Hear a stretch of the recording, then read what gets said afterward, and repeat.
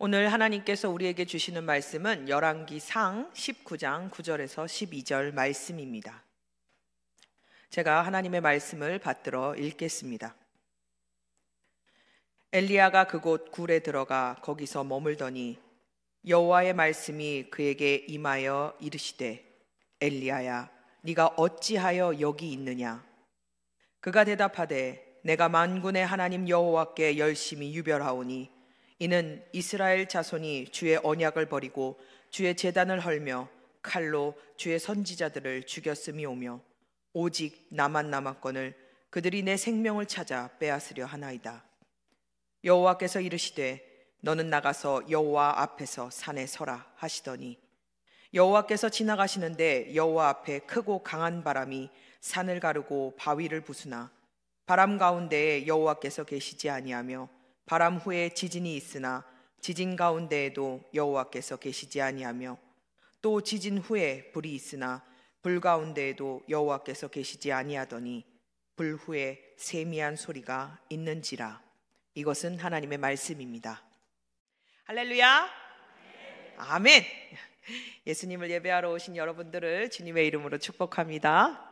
아멘. 옆 사람하고 우리 인사할까요? 예배할 때 가장 행복합니다.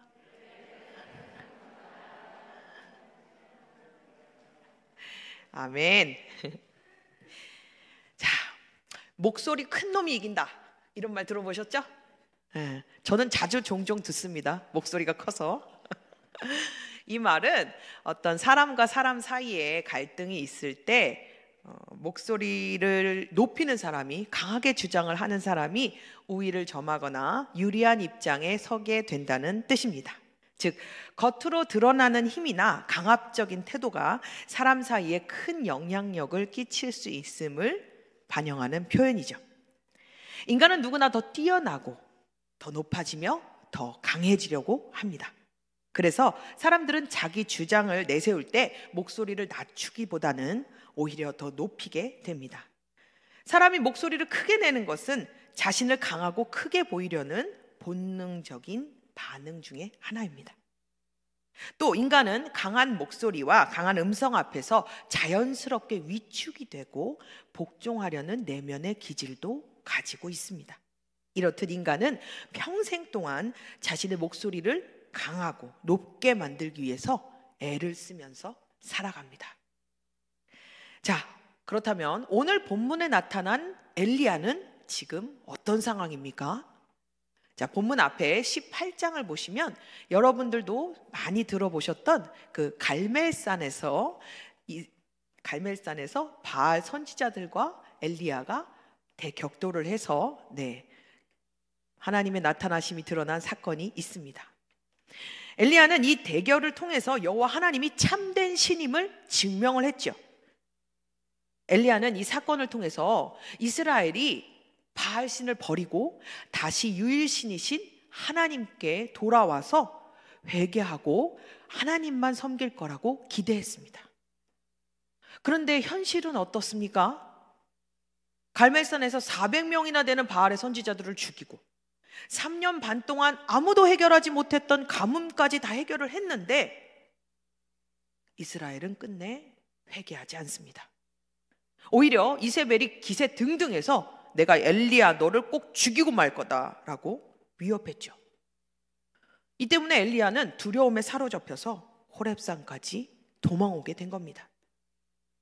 하나님의 살아계심이 온 천하에 드러났음에도 불구하고 여전히 바알과 하나님 사이에서 머뭇머뭇거리는 이스라엘. 엘리야는 이 모든 것들을 보면서 깊은 절망과 분노, 두려움에 사로잡혔습니다. 그리고는 결국 동굴로 숨어들었죠. 그런데 그때 하나님께서 엘리야를 찾아오십니다. 그리고 이렇게 말씀하시죠. 엘리야야, 네가 어찌하여 여기 있느냐? 하나님께서는 그에게 동굴 밖으로 나와서 여호와의 산 앞에 서라고 말씀하십니다. 엘리야는 동굴 앞에 서 있습니다. 여호와 하나님은 그 엘리야 앞을 지나시면서 바람과 지진 그리고 큰 불을 보여주십니다. 산을 가르고 바위를 부술 정도의 엄청난 강한 바람, 땅이 흔들리는 큰 지진, 맹렬히 타오르는 불. 본문에서는 여호와 하나님이 지나가실 때 이 세 가지가 나타났다고 말합니다. 그런데 그 뒤를 바로 보면요, 그 안에 하나님이 계시지 않더라라고 말하고 있어요. 이상하지 않습니까? 여호와께서 지나가시는데 분명히 하나님이 일으키신 강한 불, 지진, 그리고 강한 바람인데 하나님이 계시지 않다라고 이야기하고 있으니까요. 이 세 가지가 모두 지나간 뒤에 하나님은 엘리야에게 비로소 말씀하십니다. 그런데 그 음성은 엘리야가 기대했던 그런 크고 위험 있는 음성이 아닙니다. 바로 세미한 소리, 매우 작은 소리, 속삭이는 소리죠. 하나님은 왜 바람과 불과 지진을 통해서 큰 소리를 내신 후에 정작 엘리야에게 말씀하실 때는 세미한 소리로 대화하셨을까요? 하나님이 본인의 위대하심과 높으심을 인간에게 보여주려면 마땅히 천둥과도 같은 우렁찬 목소리로 말씀하셔야 되는 거 아닙니까? 겁에 질려서 도망온 엘리야에게 위로하거나 힘을 주시려면 그 누구보다도 강력하고 큰 소리로 엘리야에게 말씀하여야 되는 거 아닙니까? 왜 크고 두려우신 하나님은 정말 세미한 소리로 엘리야에게 말씀하시는 걸까요? 하나님이 처음에 인간을 창조했을 때 인간은 더 이상 발전이 필요 없는 완벽한 상태였습니다. 에덴 동산에서의 인간은 자신의 주장을 펼치기 위해서 목소리를 강압적으로 높이거나 크게 할 필요가 없었죠. 아담은 땅을 정복하고 다스려라 라고 하신 하나님의 말씀에 따라서 하나님께서 창조하신 모든 동물들을 완전히 다스렸고 그들을 순종하게 만들었습니다. 아담이 작은 목소리로 부드럽게 말해도 그 모든 것들은 아담의 명령에 따라서 완전히 다 움직였죠. 아담의 목소리는 작고 낮게, 그렇지만 그렇게 말해도 모든 것을 통제하고 모든 것을 바꿀 수 있는 완전한 음성이었습니다. 그런데 하나님이 먹지 말라 그랬던 선악과를 먹고, 즉 인간이 하나님처럼 되고 싶은 그 욕망에 사로잡혀서 하나님의 음성을 거부하고 하나님의 말씀을 저버렸을 때 인간은 이 완전한 음성을 잊어버립니다.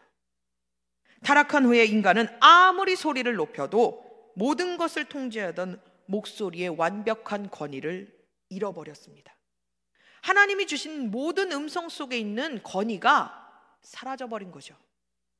타락한 인간은 자신의 주장을 받아들이게 하기 위해서 목소리를 높여야 하고 힘주어 말하며 싸워야 하는 인생으로 변화가 되었습니다.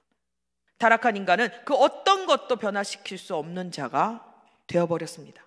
인간의 일생은 돌이킬 수 없이 망가져버렸고 목소리 강한 자가 약한 자를 지배하는 힘들고 고통스러운 인생을 살아야 하는 존재가 되어버렸습니다. 엘리야는 굴 앞에 서 있을 때 여호와 하나님께서 자신 앞으로 지나가시는 소리를 들었습니다. 바람 소리, 지진 소리, 불 소리. 엘리야 사람 혼자 감당할 수 없는 엄청난 소리들이 지나가고 엘리야는 그 속에서 두려움에 떨 수밖에 없죠. 그런데 그 순간에 하나님의 음성이 들립니다. 그 음성은 아까 우리가 살펴봤듯이 어떤 음성이었죠? 세미한 소리였습니다. 세미한 소리. 하나님의 음성은 세미하지만 부드럽고 따스한 음성입니다.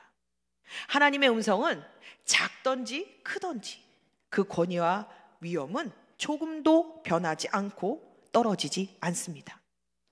하나님은 엘리야를 윽박지르거나 야단치지 않고 너 왜 거기서 끝까지 바알 선지자들을 대적하고 순교하지 않았냐고 하면서 뭐라고 하시지 않고 마치 가장 친한 친구에게 위로하듯이 속삭이는 작은 음성으로 엘리야에게 말씀하십니다.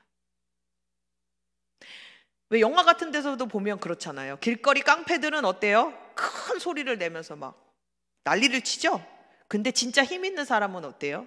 작게 얘기해도 그 목소리의 권위에 다 복종하게 되죠? 전능하신 하나님은 작게 말씀하셔도 그 권세와 능력으로 무엇이든지 다 하실 수 있는 분입니다. 엘리야는 자신을 위해서 속삭이시는 하나님을 호렙산에서 처음 경험합니다. 그렇다면 하나님은 왜 엘리야에게 이 세미한 음성으로 말씀하셨을까요? 왜 하나님은 가장 친한 친구가 위로하듯이 따뜻하게 그에게 말씀하셨을까요? 하나님이 큰 소리로 말씀하실 수 없어서 그렇게 하셨을까요? 아닙니다. 하나님은 큰 소리로 위험 있게 말하지 못해서 그렇게 말씀하시는 분이 아니에요. 그런데 하나님은 부모가 자식을 위로하듯이 엘리야에게 그렇게 위로해 주시고 싶으시고 말씀해 주고 싶으셨습니다. 하나님은 엘리야의 모든 수고를 다 보시고 알고 계셨어요. 엘리야가 커다란 능력을 갖고도 큰 선지자가 될 수 있었던 것은 바로 이 하나님의 따뜻하고 세미한 음성 때문입니다. 이 세미한 소리는요, 바로 예수님의 음성이기도 합니다. 우리 이사야서 42장 1절에서부터 2절 말씀 함께 보겠습니다. 다 같이 한번 읽어볼까요? 시작. 내가 붙드는 나의 종, 내 마음에 기뻐하는 자, 곧 내가 택한 사람을 보라. 내가 나의 영을 그에게 주었은즉 그가 이방에 정의를 베풀리라. 그는 외치지 아니하며 목소리를 높이지 아니하며 그 소리를 거리에 들리지 아니하며. 아멘. 자, 이 본문은 누구에 대한 말씀이시죠? 누구에 대한 말씀이에요? 예수님에 대한 말씀입니다. 내가 택한 나의 종 예수 그리스도. 그분은요, 고함치지 않으세요. 목소리를 높이시지도 않고요, 죄인들을 윽박지르시는 분도 아닙니다. 죄인들을 겁박하려는 음성으로 사역하지 않으셨고 오히려 죄인들을 따뜻하게 품으시는 분입니다. 예수님은 인간들처럼 자신의 명예를 위하여, 자신의 높음을 위하여 소리치는 분이 아닙니다. 예수님은 이 땅에 오셔서 따스하고 세미한 음성으로 죄인들에게 가까이 다가오시는 분이십니다. 예수님은요, 목소리를 아무리 작게 내도 그분은 하나님과 동등하신 분이고 하나님과 같은 전능자이시기 때문에 예수님의 목소리가 작다고 해서 그분의 능력이 없어지는 것도 아니고 예수님의 능력이 그분의 목소리가 커진다고 해서 커지는 것도 아니에요. 예수님 안에 신성과 전능함 때문에 예수님은 예수님의 의지와 뜻에 따라서 모든 것들을 변화시킬 수 있는 분이십니다. 예수님이 자꾸 부드럽게 말해도요, 한순간에 이 모든 지구를 다 없애실 수도 있고 또 이 모든 지구를 한 번에 다 만드실 수도 있는 전능하신 분이죠. 예수님께서 인간의 모습을 입고 이 땅에 내려오셨다고 해서 하나님보다 천하고 낮은 존재로 생각하는 것은 하나님과 예수님을 욕되게 생각하는 겁니다.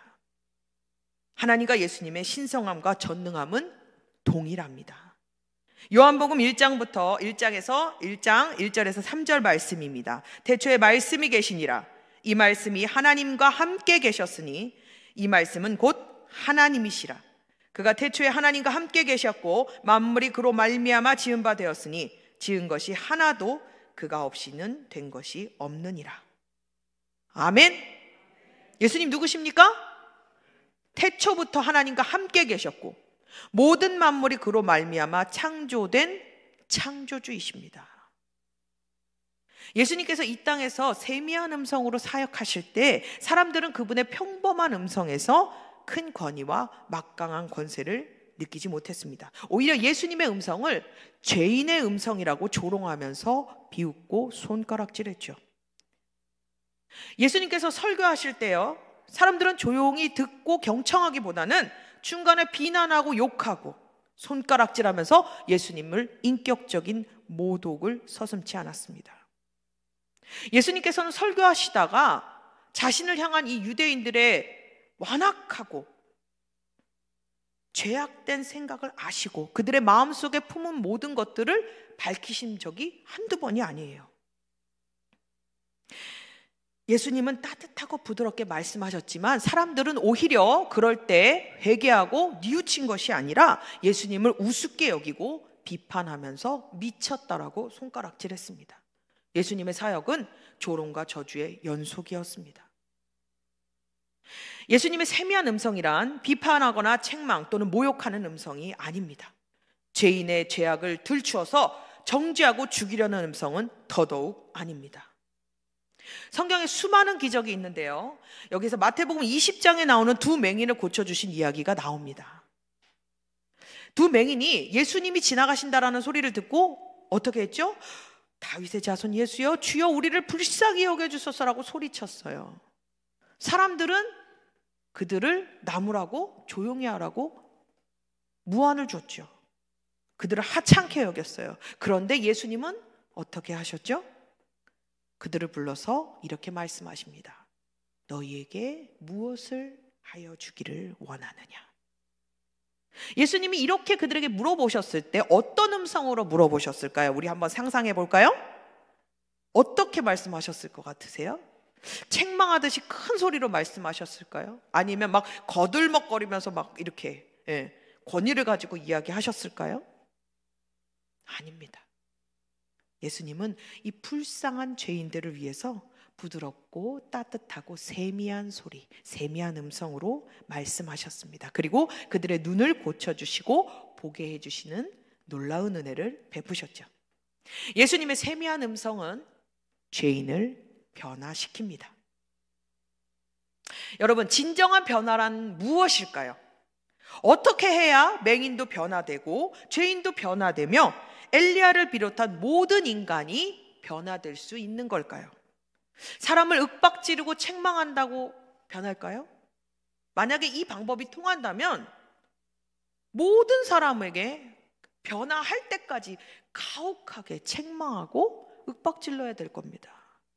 그런데 그렇게 해서 과연 바뀔까요? 어렸을 때부터 매를 맞으면서 자란 아이는요, 자신이 성장하면 누군가를 때리거나 맞는 아이로 성장하게 됩니다. 가정폭력은 학교폭력으로 이어지고, 학교폭력은 군대폭력으로 이루어지고, 또 군대폭력은 결국 사회로 나와서 폭력이 아무렇지 않게 용납되는 그런 사회가 되고 말죠. 하지만 예수님은 이 땅에 오셔서 큰 소리로 겁박을 주거나 윽박 지르시는 방식이 아니라 세미하고 자상하고 따뜻한 음성으로 인류를 구원하시고 변화시키셨습니다. 예수님은 자신의 목소리로 사람들을 억누르거나 지배하려고 하지 않으셨어요. 그분은 죄인들이 두려워서 도망가지 않도록 항상 온화하고 따뜻한 음성으로 말씀하십니다. 인간이 타락한 후에 하나님은 더 이상 인간들과 친밀하게 대화하지 않으셨어요.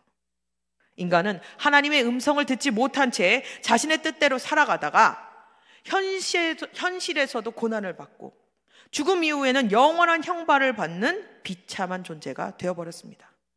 그러나 하나님께서는 자신의 종 엘리야와 세미한 음성으로 대화하며 그를 회복시키셨듯이 예수님을 이 땅에 보내서 세미한 음성으로 죄인들에게 말씀하십니다. 자비로운 하나님 아버지께서는 예수님을 보내시고 세미한 음성으로 죄인들과 대화할 수 있도록 어떻게 해요? 은혜를 베푸셨습니다.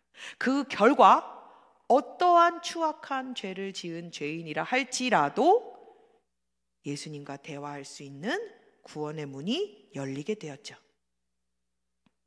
하나님 아버지께서는 타락한 인간을 모두 멸망시킬 수도 있으셨어요. 그렇지만 그분의 끝없는 은혜와 자비, 그 사랑 때문에 예수님을 보내주셨습니다. 예수님의 음성을 듣고 회개하는 자는 누구든지 구원받고 변화가 됩니다. 이것이 바로 하나님의 사랑과 은혜입니다. 호렙산의 엘리야는 두려움과 좌절, 분노, 회개하지 않는 이스라엘에 대한 분노에 사로잡혀 있었어요. 그는 살아계신 하나님의 능력을 경험했음에도 불구하고 바알을 버리기는커녕 자신을 죽이려는 이세벨과 이스라엘 백성을 도저히 용서할 수가 없었어요. 그는 하나님께 강한 심판, 마치 앞에 나타난 강한 바람과 지진, 불과 같은 그런 강한 심판을 내려달라고 간구했어요. 근데 하나님께서는 뜻밖에도 작은 세미한 소리로 엘리야에게 말씀하시죠. 엘리야는 호렙산에서 은혜의 하나님을 처음으로 경험합니다. 세미한 소리였지만 강력하고도 놀라운 하나님의 음성을 직접 듣게 되죠. 그 음성은 분노에 찬 자신의 음성과는 전혀 달랐어요. 엘리야는 이 경험을 통해서 깨닫습니다. 자신 또한 하나님의 은혜로 구원을 받은 자이며 앞으로 오실 메시아 우리 주 예수님의 음성은 자신의 음성처럼 남을 책망하거나 원망하거나 분노하는 음성이 아니라 세미한 따뜻한 음성으로 말씀하시는 분이시라는 것을 알게 되었죠. 이후로 엘리야는 완전히 변화되었습니다. 죄인들을 책망하는 자에서 세미한 음성의 주인이신 메시아를 기다리며 기도하는 자로 변화되었습니다. 엘리야가 위대한 선지자인 이유는 그가 위대한 기적을 많이 베풀어서가 아닙니다. 엘리야가 위대한 선지자인 이유는 예수님의 세미한 음성을 아는 자이기 때문입니다. 오늘날 사람들은 변화를 이루기 위해서 위로하고 따뜻하게 권면하기보다는 강압적이고 소란스러운 방법을 많이 선택합니다. 그 중에 선택하는 방법 하나가 노이즈 마케팅이죠. 노이즈 마케팅이란 부정적이고 시끄럽고 자극적인 방식으로 세간의 이목을 끄는 방식입니다. 상대방을 헐뜯고 비난해서 그 모든 시선이 자기에게로 집중되게 만들고 자신의 입지를 다지려고 하는 방식이죠.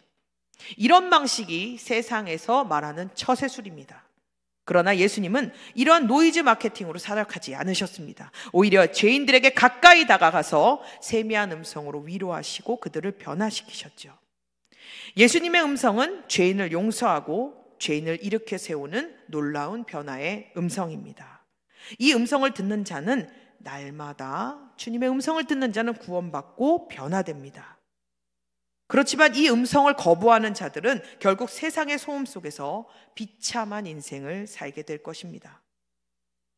성도는 자신을 향하는 예수님의 세미한 음성을 설교 중에, 말씀 중에, 찬양 중에, 기도 중에 날마다 들어야 하고 날마다 경험해야 합니다. 성도는 예수님의 음성을 들어본 자여야 하고 지금도 세미한 음성을 들어야 하고 앞으로도 세미한 음성을 지속적으로 들어야 합니다. 성도가 세상의 음성, 즉 뉴스, TV, 신문, 요즘은 유튜브가 많죠? 그런 것들은 지속적으로 세상의 음성을 들으면서도 정작 예수님의 세미한 음성을 듣지 못한다면 과연 성도라고 할 수 있겠습니까? 예수님을 아는 성도라고 말할 수 있느냐 말입니다. 성도가 예배와 찬양과 말씀과 기도를 통해서 예수님의 세미한 음성을 듣지 못하면 종교적인 여러 가지 행위로 자기 위안만 될 뿐이지 결국 예수님과 교제하는 성도는 되지 못합니다. 성도는 날마다 예수님의 세미한 음성을 통해 위로받고 안아주시는 그 예수님, 일으켜 세워주시는 그 예수님을 경험해야 돼요. 찬송가에는요, 예수님의 세미한 음성이 가득 담겨 있어요. 성경은요, 우리가 귀로 들을 수 없지만 마음으로 읽을 수 있는 예수님의 음성이 가득 담겨 있어요. 예수님께서 십자가에 달려 돌아가실 때에 강도에게 뭐라고 하셨는지 기억나시죠? 네가 함께 나와 함께 낙원에 있을 거다. 예수님은 죽어가시는 그 순간에도 자기를 찾는 죄인에게 구원을 베푸시는 분이었어요. 오늘날 수많은 성도들은요, 이 예수님의 음성에는 관심이 없어요. 그저 본인이 열심히 해서, 본인이 착하게 살고, 본인이 종교활동 열심히 하고, 본인이 예배 열심히 드리면 천국 간다라고 착각하고 있어요. 성도는 자신의 노력으로, 자신의 의로 천국 가는 게 아니에요. 오직 예수님의 의로 천국에 가고 구원을 받습니다. 성도는 예수님의 세미한 음성을 통해 날마다 위로받고 권면받고 주님과 교제하는 삶을 살아야 돼요. 자신의 의지와 노력으로 이게 될까요? 안 돼요. 성도가 변화될 수 있는 건요, 자신 노력해서 되는 게 아니에요. 매일 이 예수님의 음성을 들을 때 저절로 바뀌는 거예요. 예수님이 뭐라 그러셨어요? 내가 포도나무요, 너희는 가지니. 열매는 누가 맺는 거예요?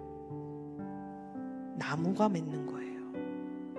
우리가 변화되는 건요, 그분에 붙어 있으면 자동으로 이루어져 있는 거예요. 성도에게 중요한 건 교회 얼마나 다녔는지가 중요하지 않아요. 날마다 이 예수님께 집중하고 예수님의 음성을 들으면요, 엘리야처럼 새 힘을 얻고 변화되고 일어설 수가 있어요. 성도의 가장 큰 은혜와 기쁨은요, 이 세미한 음성을 매일 누리는 데 있어요. 우리는 예수님을 본받아야 해요. 세상의 노이즈 마케팅에 귀 기울이는 인생, 세상의 처세술에 관심 기울이는 인생이 되면 안 돼요. 예수님을 따라가야 돼요. 예수님이 어떻게 말씀하시는지, 예수님이 어떻게 우리를 사랑하시는지에 집중하셔야 돼요. 그럴 때 우리의 영혼이 변화되고 우리의 인생이 변화되고 우리의 타락한 본성 자체가 하나님께로 나아가는 성도가 되어가는 거예요. 우리가 예수님의 음성을 충만하게 들으면요, 우리도 자연스럽게 세미한 음성으로 남을 따뜻하고 사랑스럽게 안아주고 일으켜 세워주는 인생으로 변화될 수 있어요. 우리에게 가장 큰 은혜는, 가장 큰 재앙이 뭐냐면요, 오랫동안 교회를 다녔음에도 불구하고 예수님이 죄인을 불쌍하게 여기셔서 말씀하셨던 그 음성, 그걸 모르는 거예요. 도대체가 예수님이 세미한 그 음성이 뭔지를 단 한 번도 경험하지 못한 게 우리에게 가장 큰 재앙이에요. 너무 큰 아픔이에요. 이 예수님의 음성을 못 들으면요, 바리새인들처럼 남을 정죄하고 비탄하고 판단하게 돼요. 그런데 예수님의 음성을 사모하고 우리가 매일 예수님과 깊게 교제하면 그 예수님의 세미한 음성이 우리 안에 깊게 자리 잡아서 다른 사람의 단점과 연약함을 보더라도 지적하기보다는 부둥켜 안고 같이 끌어올며 그를 세워줄 수 있는 자로 변화됩니다. 우리는 비판하기 위해서 사는 사람들이 아닙니다. 예수님의 세미한 음성으로 누군가를 예수님의 그 은혜로 변화시키는데 주님의 도구로 사용될 뿐이죠. 만일 우리가 예수님의 이 세미한 음성에 집중하고 살아간다면 주님께서는 우리에게 놀라운 사랑과 은혜를 부어주실 겁니다. 예수님께서는 우리의 모든 어려움 속에서 보호하시고 지켜주시며 여러분의 삶과 함께 동행하실 겁니다. 우리 다 같이 기도하길 원합니다. 세상의 여러 소리에는 관심이 참 많죠.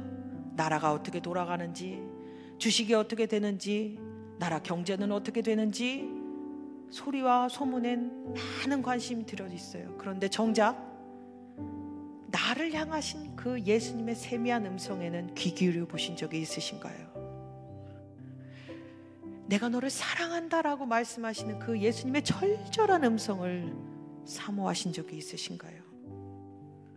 우리는 그 예수님의 음성을 사모하지 않아요. 나를 사랑하신다고 말씀하시는 그 예수님의 음성보다는 세상의 소리와 세상의 소식이 더 궁금한 게 우리 인간의 본성이에요. 우리 이 시간 다 같이 기도할 때에 주님, 세상의 소리를 귀 기울이면서도 정작 예수님의 음성에는 관심도 없고 들으려 하지 않았습니다. 나를 사랑하신다라고 말씀하시는 예수님의 음성은 하찮은 것으로 여겼습니다.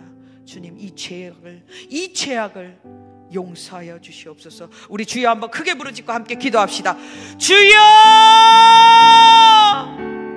예수님! 주님께서 우리를 사랑하신다고 말씀하시는 그 음성에 기울이지 아니하고 세상의 온갖 소리와 세상의 온갖 비난과 나를 상처주는 소리에만 사로잡혀서 살아가고 있는 우리의 죄악을 용서하여 주시옵소서.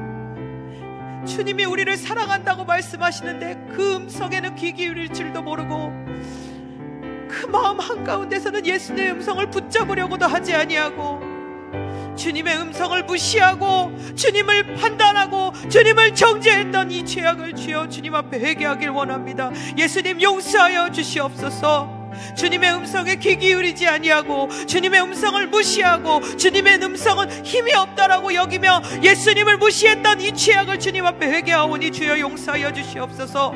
나를 사랑하신다라고 말씀하시는 그 예수님의 음성이 가장 중요한데 내가 원하는 음성이 아니라고, 내가 원하는 내용이 아니라고, 내가 기대한 내용이 아니라고 주님을 무시하고 판단하는 이 죄악을 주여 용서하여 주시옵시기를 주님 간절히 기도하고 원하오니 주여 우리에게 불쌍히 여겨주셔서 오늘도 하나님 이 자리에 올라오셔서 이 자리에서 말씀하시는 그 예수님의 음성에 귀 기울이는 시간 될 수 있도록 주여 은혜를 베풀어 주시옵소서. 주여 우리는 영적 기먹어리라 주님의 음성을 들을 수 있는 귀가 없습니다. 주여 우리의 죄악을 용서하여 주시고 예수 그리스도의 보혈을 우리의 귀에 발라서 정말 그 우리를 사랑하신다라고 말씀하시는 죄인을 품으시고 죄인을 안으시는 그 예수님의 세미한 음성에 귀 기울일 수 있도록 그 예수님의 음성에 귀가 열릴 수 있도록 주여 우리에게 은혜를 베풀어 주시고 함께하여 주시옵소서. 오직 구원은 예수님 한 분뿐입니다. 주여 우리를 불쌍히 여겨 주시옵소서. 내가 매일 십자가 앞에 더 가까이 가오니 구세주의 흘린 보배 피로써 나를 정케 하소. 우리 다 함께 찬양합시다. 내가 매일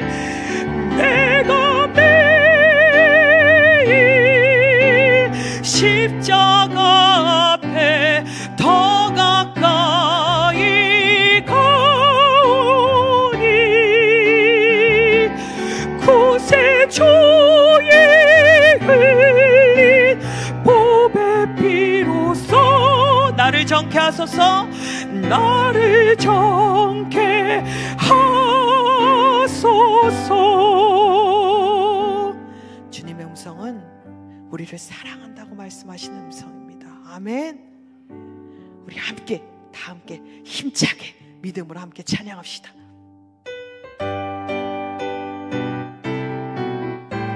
찬송가 540장입니다. 주의 음성을 내가 들으니 사랑한단 말일세 믿는 마음으로 주께 가오니 나를 영접. 한 번 더 찬양합시다. 주의 음성을 내가 들으니 사랑한단 믿음으로 고백합시다. 믿는 마음으로 주께 가오니 나를 영접하소서. 내가 매일 십자가 앞에 더 가까이 가오니 구세주의 흘린 보배 피로써 나를 정케 하. 주여 넓으신 은혜 베푸사. 주여 넓으신 은혜 베푸사 나를 받아주시고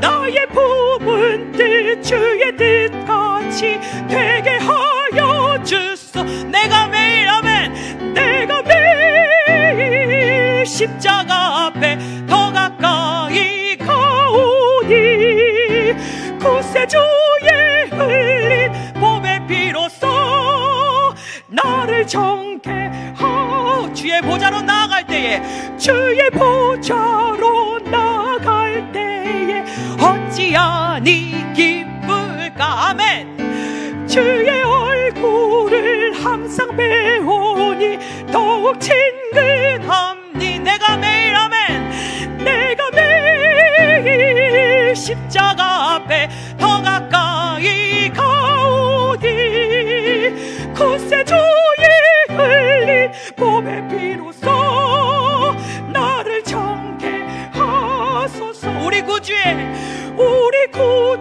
주의 넓은 사랑을 증량할 자 없으며 주가 주시는 참된 기쁨도 헤아릴 수 없고 내가 매일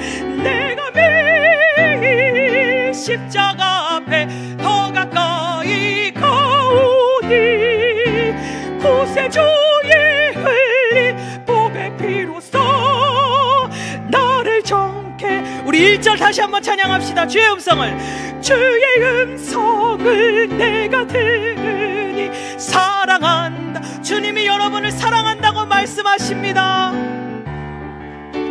주께 가오니 나를 영접하소서. 내가 매일 십자가 앞에 더 가까이 가오니 구세주의 흘린 보배 피로써 나를 정케. 우리 손을 들고 함께 찬양합시다. 내가 매일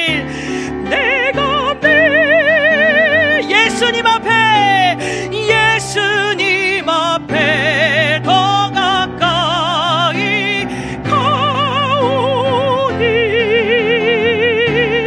구세주의 흘린 보배 피로써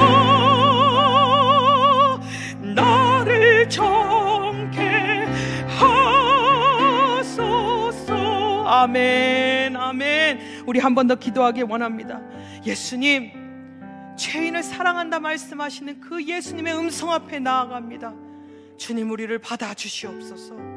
우리의 귀를 열어서 예수님의 음성을 들을 수 있게 허락하여 주시옵소서. 말씀 가운데, 찬양 가운데, 기도 가운데 말씀하시는 그 세미하신 예수님의 음성을 들을 수 있도록 주여 우리의 귀를 열어주시고 우리의 마음을 열어주시고 우리의 영혼을 열어주시옵소서. 우리 주여 한번 크게 부르짖고 다시 한번 기도합시다. 주여, 아버지 하나님 감사합니다. 들을 수 없는 우리에게 예수의 복음의 부활을 하나님, 예수의 복음 보혈을 아버지 우리에게 허락하여 주셔서 이 시간 예배할 수 있고 찬양할 수 있고 주님 앞에 나아갈 수 있도록 허락하여 주신 주님께 감사를 드립니다.